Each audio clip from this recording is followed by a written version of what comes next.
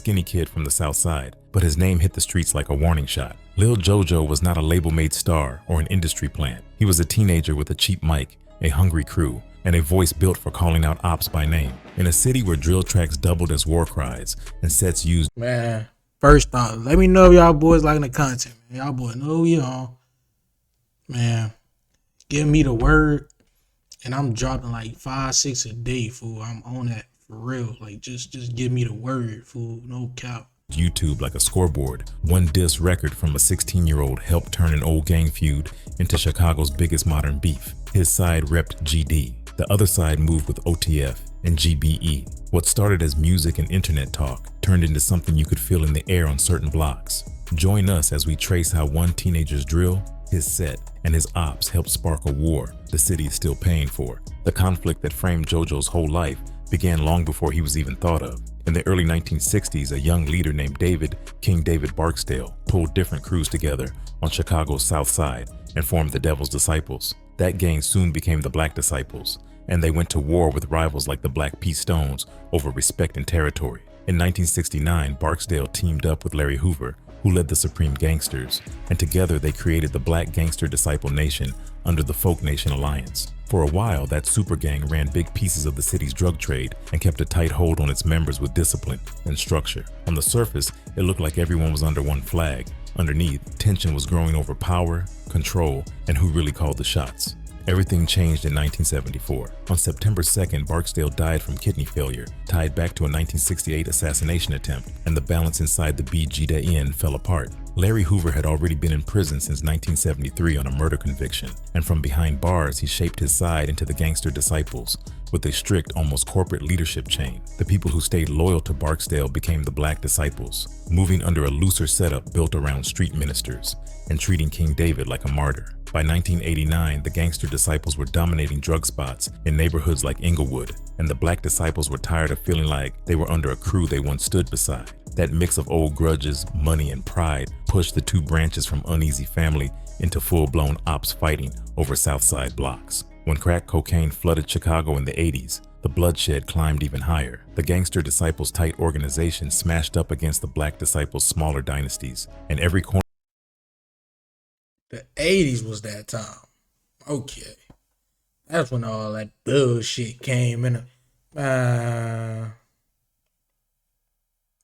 shit terrible. With buyers could turn into a hot zone. A truce in 1978 led by Black Disciples figure Michael Mickey Bull Johnson slowed things down for a while. But when he went to prison in 1986, the peace crumbled. In 1991, Mickey Bull himself was gunned down in Englewood, reportedly by Gangster Disciples. The next day, Black Disciples members hit it back and killed 3 people tied to the Gangster Disciples. Between 1991 and 1995, Chicago saw more than 200 gang-related murders. One of the darkest moments came in 1994, when 11-year-old Black Disciples member Robert Yummy Sandifer was sent on a drive-by aimed at Gangster Disciples and instead killed 14-year-old Shavin Dean in Roseland. Afraid he would snitch, older Black Disciples ordered Derek Hardaway, 14, and Craig Hardaway, 16, to take him under a viaduct and execute him. The war was now chewing up kids and spitting them out, and the Southside streets JoJo would grow up on were already soaked in that history. Out of that kind of pressure, a new sound started to take shape. In the early 2010s, drill music came out of Chicago's South Side, built on grim beats and blunt lyrics that matched the reality around it. Drill was a branch of trap and gangster rap, but it was even more direct. The rappers were usually teenagers, often tied into sets like the Gangster Disciples or Black Disciples, and they rapped in an ominous, confrontational way about gang rivalries and real incidents, sometimes straight up murder. Early on, drillers did not care much for fancy wordplay. Chief Keef made that clear when he said, "I know what I'm doing, I mastered it, and I don't even really use metaphors or punchlines, cause I don't have to, but I could. I think that's doing too much. I'd rather just say what's going on right now. I don't really like metaphors or punchlines like that." On these blocks, people were not looking for poetry. They wanted someone to say exactly what life felt like when every walk outside could end with shots. On the streets, drill already meant to fight or retaliate, and it could stretch from getting ready for a night out to all-out war with your ops. DRO City rapper Pac-Man is... So basically what I'm hearing is everybody was connected at one point. But then it got to the point where, okay, they leader in jail right now. So now they not functioning the way they're supposed to. But this other side, the boys low-key got shit going on. So I still don't know what the fuck I'm talking about, but from what I'm hearing, like I'm kind of putting two and two together. You know what I'm saying? Credited as one of the first to lock that word into the local sound, with his 2010 track It's a Drill, tying the slang to the music in a clear way. As the subgenre grew, drill rappers used early social media as a tool and a weapon. Musician Nailage said they understood virality in a way people did not give them credit for, turning cheap videos and simple uploads into big audiences. They dropped clips on YouTube, rapped in their own neighborhoods, and let their sets and rivals be the background of the visuals. Hold on. When shit start getting interesting, the ads start hitting, but that should be making me mad, boy, I swear. Drake later pointed to the drill wave as a major engine behind Chicago hip-hop's rise in the early 2010s, calling it a grassroots movement that lived in a tight loop between the streets, schools, parties, and online feeds. In that loop, diss tracks and real beef sat side by side. As drill grew, it was wrapped up in a wider crisis. Drill rappers had long been linked to legal battles, prison time, and tragic early deaths. While the subgenre gained momentum, Chicago faced a heavy spike in homicides, driven mostly by gang violence, concentrated on the South Side. With drill, used as slang for kill, the music and its artists often reflected the crime-heavy reality they were stuck in. For many people watching from outside the city, drill sounded like So drill music really mean kill music. Okay. the soundtrack to that bloodshed. For people living inside it, the music and the murders were part of the same story. Rappers like Chief Keef, King Von, and Lil Durk became central to the movement, and for some, symbols of his darkest side, bringing gritty street life into their hardcore rhymes and sending that reality out to the rest of the world. Right in the middle of this history, on April 6, 1994, a boy named Joseph J. Coleman was born in Chicago. He grew up around 69th and Parnell Avenue on the South Side, in the same kind of neighborhoods that had already seen years of gangster disciples and black disciples beef.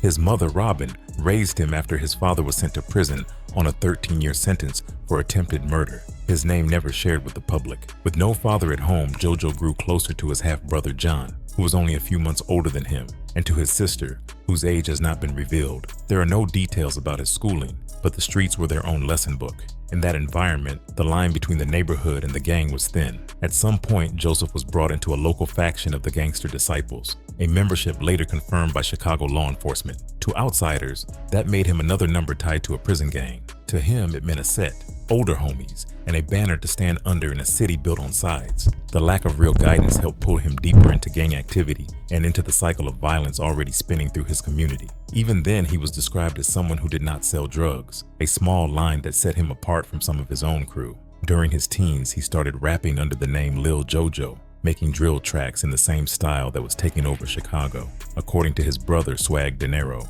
he began rapping as a response to a Lil Durk song that mocked and threatened the Gangster Disciples. From the start, his music was not just about flexing, it was about gang pride and gang beef. Drill became the way he clapped back at his ops, put the Gangster Disciples side of the story on record, and stepped directly into the lane of Only the Family, aka OTF, the Chicago group and label built around rappers like Lil Durk and the late King Von, setting the stage for the young 16-year-old to help start one of the city's biggest and deadliest feuds. By 2012, drill was not just some local sound on the South Side anymore. It was starting to run the whole Chicago rap conversation. Wait, so was Lil Jojo like around Dirk age? Like, let me know, cause I'm not sure. Like, is Jojo younger than Dirk, older? I don't know. Pioneering names like Chief Keef, Lil Durk, Lil Reese, Fredo Santana, G Herbo, Lil Bibby, King Louie, FBG Duck, and producer Young Chop were pulling millions of views, turning block stories into content the whole internet wanted to see. At the same time, another wave of young drillers like Lil Jojo, S. Dot, E-Die, L.A. Capone, Rondo No. 9, Lil Mr. SD, and producers like Smileys and Leaky Leak were doubling down on that energy, dragging their sets and their street beef right into the booth. Drill was becoming the soundtrack to a city where gang signs, funerals, and court dates were already a regular part of life, and every track made it easier for fans and enemies to see who was claiming what. In that same hot summer, Joseph Coleman moved from being just another young face in the crowd to someone the whole drill scene had to pay attention to. Under the name Lil Jojo, he self-released a track on YouTube called 300K in August 2012, taking direct aim at Chief Keef's song 300. In the drill world, that extra K was not a joke. Chicago police were already watching the new wave of drill videos, and they clocked very quickly that this kind of trading diss tracks was turning up the tension between sets that already hated each other. As 300K started to circulate, JoJo's name turned into something bigger than one song. During the feud, he rose into a leadership role in a new sector of the Gangster Disciples that people on the South Side knew as Brick Squad or Brick Squad 069. That set sat on the other side of the war line, from Black Disciples claiming 300, and JoJo became one of the loudest voices for his side, both in his music and online. September 2012 turned into a month where timelines and comment sections looked like digital war zones. JoJo's camp and rival members of other sets went back and forth on Twitter, throwing insults and death threats out in the open, tagging each other, and making sure everyone knew who they were riding with. Nigga said that shit was out in the open, fool. Crazy. Among all that online smoke, a lot of what JoJo put out was aimed straight at Chief Keef's camp, keeping that beef front and center for fans and enemies who were watching every tweet. On the day everything went too far, JoJo and some of his people decided not to just talk on the internet. They got into a car and headed over to Parkway Garden Homes, a low-income complex on the south side that sat near where Chief Keef was living. As they drove, they recorded themselves, making sure the camera caught them laughing, talking heavy, and taunting Chief Keef's clique on their own turf. Outside, rapper Lil Reese was out near his house with his companions when the car rolled through. What followed was not just music. From the safety of the vehicle, JoJo and the other passengers traded raw, derisive remarks with the crew on the street, pushing the same disrespect that had been in the records right into face-to-face contact. The standoff ended with Lil Reese snapping and yelling, "Joe, I'm going to kill you," a line that sounded like standard street talk until you see what happened later that night. After that tense encounter in Parkway Gardens, JoJo did not fall back into the shadows. Instead, he went right back to social media, where drill beefs often got decided long before the first shot was fired. At 6:13 p.m., he jumped on Twitter and posted that he was on the 6900 block of South Princeton Avenue on the south side. For anyone in the city who wanted to find him, that tweet was like dropping a pin. It came not long after he had already put up the music video for 300K on YouTube, a video where he and his squad flaunted guns, threw up gang signs, and pushed the BDK message that mocked the Black Disciples and their 300 identity. On the track, JoJo kept shouting BDK, a shorthand that stood for Black Disciple Killer, and used the record to taunt rival BDs tied to the so-called 300 squad. It was not subliminal, it was not coded, it was a straight-up disrespect record from a Gangster Disciple Babyface aimed right at his ops main anthem. Now the words, the video, and his real-time location were all out there together, and in a city in the middle of a gang war, putting that mix into the open was risky. Police reports say, I don't, bro, I ain't gonna lie. Dropping your location while you actually there has to be like one of the like craziest things you could do, bro. I'm not even gonna cap. Like, that's not smart. It's just not smart. Knowing what the fuck you got going on, bro, man. I don't know, but y'all boy gotta stop feeling like y'all invincible, fool. This shit not, you're not, gang. Like, I don't know how long it's gonna take for niggas to realize that, but bro, y'all boys tweaking. Like, you gotta use your brain to do it, man. For real, you gotta use your brain when it comes to that shit. at around 7:30 p.m., about a little over an hour after his tweet, JoJo was on the street at 70th and Princeton Avenue, riding on the pegs of a friend's bicycle. A sedan rolled up, and shots came from the driver's seat, turning that regular Southside block into the last place JoJo would ever see. Private video surveillance from a nearby house caught the attack.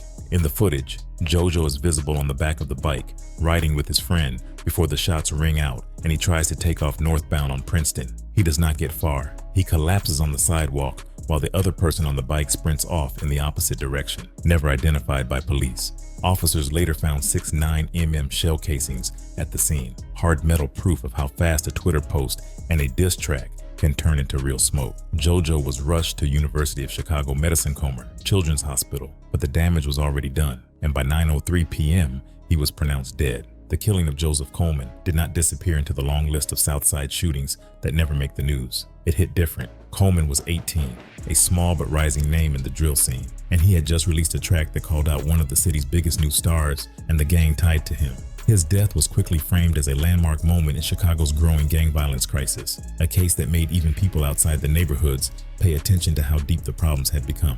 His murder came in a period where feuds between rival sets were already heating up, and police and residents saw how this one drive-by seemed to push the gangster disciples and black disciples conflict into an even uglier phase. Despite all the media buzz, despite all the talk about Twitter, diss songs, and 300, law enforcement did not manage to arrest anyone for the murder, and the case stayed open, another file in a stack of unsolved street hits.